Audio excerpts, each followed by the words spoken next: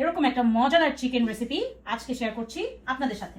এখানে আছে ধনিয়া পাতা, পুদিনা পাতা, কাঁচামরিচ, চিকেন এন্ড পেঁয়াজ, লাগবে টক দই আর আদা রসুন বাটা। সবগুলো উপকরণ দিয়ে একটা খুব ইজি চিকেন রেসিপি বানাবো। এখানে নিয়ে নিব একটুখানি ইয়োগার্ট। আমি এখানে আবার হাফ কাপ টক দই নিব।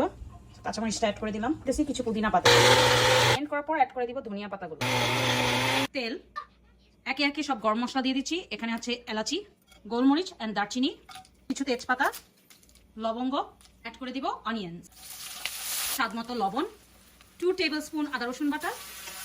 মশলাটাকে ভালোভাবে কষিয়ে নিব। Adding the chicken now. 1 table spoon ধনিয়া গুঁড়ো, 1 টেবিল স্পুন জিরা গুঁড়ো। এখন ভালোভাবে চিকেনটাকে কষিয়ে নিব। ঢেকে কুক করব অ্যাবাউট 10 মিনিট।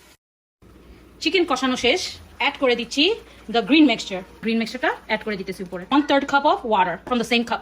এটাকে ভালোভাবে কুক করে নিব। 20 মিনিটস লেটার আমাদের চিকেন একদম ফুললি রেডি।